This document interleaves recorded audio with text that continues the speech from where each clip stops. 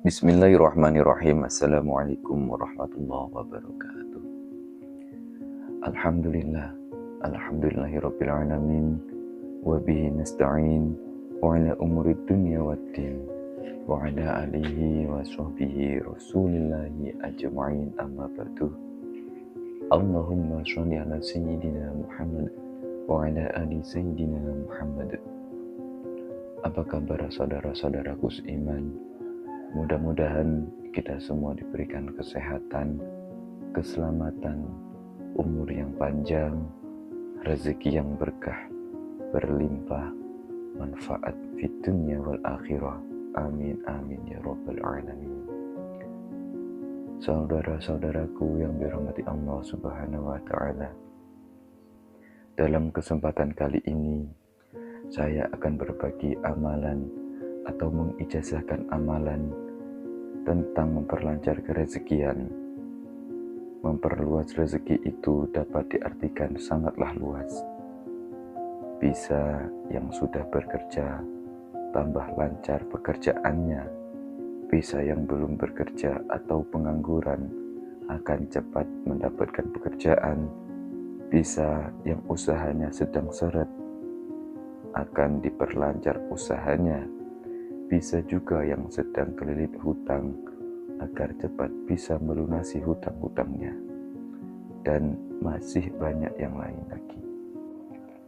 Tapi sebelum itu saya tegaskan terlebih dahulu bahwa setelah mengamalkan amalan ini, jangan berandai-andai terlalu jauh.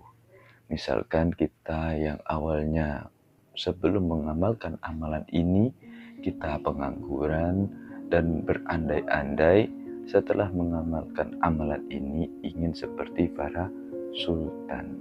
Itu kejauhan ya. Jadi kalau kita minta itu ya sewajarnya saja, yang masih dalam wilayah kita, masih dalam ranah kita. Nanti takutnya apa yang kita dapatkan tidak sesuai dengan apa yang kita harapkan, malah amalannya yang disalahkan, dibilang amalannya yang gak mustajab. Itu bukan kesalahan dari amalannya, tapi kesalahan dari kita sendiri yang berandai-andai terlalu jauh. Seperti contoh lagi, diberikan amalan pengasihan, tapi yang diincar artis-artis, kan itu terlalu jauh. Jadi ya kalau minta itu ya sewajarnya saja, yang masih di wilayah kita. Seperti yang saya sebutkan tadi, yang pengangguran bisa mendapatkan pekerjaan, yang mempunyai banyak hutang bisa cepat lunas, yang rezekinya seret atau usahanya seret bisa lancar kembali, bahkan yang masih belum punya momongan atau anak bisa cepat mendapatkan momongan. Jadi saya tekankan sekali lagi, kalau minta itu sewajarnya saja. Karena apa?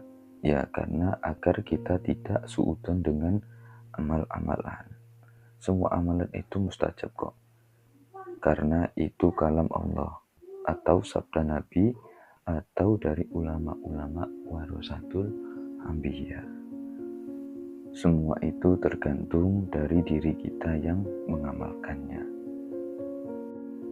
Saudara-saudaraku yang dirahmati Allah Subhanahu wa taala, baiklah langsung saja untuk amalannya, yaitu membaca surat Al-Waqiah setiap hari habis sholat asar. Karena amalan ini saya dapat dari guru saya, kiai saya, yang juga mengamalkan amalan tersebut. Jadi amalan ini sudah diijazahkan oleh saya dan saya bisa mengijazahkan ke kalian semua. Jadi bacaannya yaitu Bismillahirrahmanirrahim. Idza waqa'atil waqi'ah laisa liwaqa'atiha kadhibah khafidatur rafi'ah ila akhirih, sampai selesai. Pasti di sini ada yang merasa berat karena surat Al-Waqiah agak lumayan panjang. Tapi saya tanya dulu ya, berat mana sama Anda mau bantu orang tua tapi nggak ada uang? Berat mana Anda ketika mau menikah tapi tidak punya biaya? Berat mana ketika mau beliin anak susu tapi nggak punya uang? Atau mau nyokolahin anak tapi nggak ada biaya? Ataupun ketika mau berobat tidak punya biaya. Ya memang untuk membiasakan sesuatu yang baru itu memang berat. Tetapi kalau sudah biasa ya tidak terasa berat lagi. Apalagi kalau sudah hafal. Cukup 5 menit saja itu sudah selesai. Bagaimana cara menghafalnya? Ya kita harus konsisten setiap hari. Dalam waktu 1 bulan mungkin itu sudah hafalnya. Kalau kita terus mengamalkannya setiap hari, bisa dibaca setelah sholat walaupun tidak dalam posisi zikir. Jadi untuk membacanya nggak perlu kita duduk setelah sholat, itu nggak perlu ya. Kalau kita mempunyai waktu luang ya tidak apa-apa, tapi bagi kita yang sibuk bisa kita membacanya sambil bekerja atau sambil di perjalanan, ataupun bagi ibu-ibu bisa sambil nyapu-nyapu atau sambil memasak, itu nggak apa-apa ya. Jadi kita baca setelah sholat asar konsisten dalam waktu 1 bulan, insya Allah itu sudah hafal dan membacanya pun bisa cepat. Seperti contoh Bismillahirrahmanirrahim. Idza waqatil waqi'ah laysa liwaqtiha kasbah khabrat rafi'a izar rujatil adruja wa busatil jibal basa faqnat sab'un basa kuntum azwajan sulasa fa asrabul maimati ma asrabul maimati wa asrabul masyamati ma asrabul masyamah. Itu kan cepat ya. Jadi dalam waktu 5 menit pun kalau sudah hafal bisa selesai. Ya harus telaten, harus pelan-pelan. Nanti untuk perubahannya bisa kalian rasakan sendiri untuk kalian, keluarga, dan orang sekitar. Kenapa saya menganjurkan untuk amalan waqiah? Karena memang amalan waqiah ini amalan yang paling banyak diamalkan oleh para kiai-kiai, ustadz-ustadz, dan para ulama. Dan memang sudah terbukti sangat mustajab. Jadi amalan itu ya tergantung berat mudahnya kita mengamalkan. Ya kalau amalan yang mudah itu banyak sekali sebenarnya ya, membaca sholawat atau membaca istighfar atau membaca suratul Fatihah. Tapi semua itu tergantung di diri kita sendiri.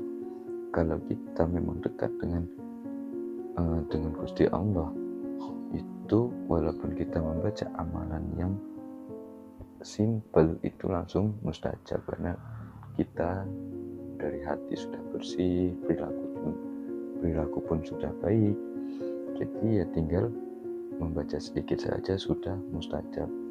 Tapi bagi kita yang seperti ini, yang masih banyak dosa, sering khilaf, ya memang kita harus mengamalkan yang lebih ekstrim ya, karena kita sadar sendiri kita masih banyak dosa.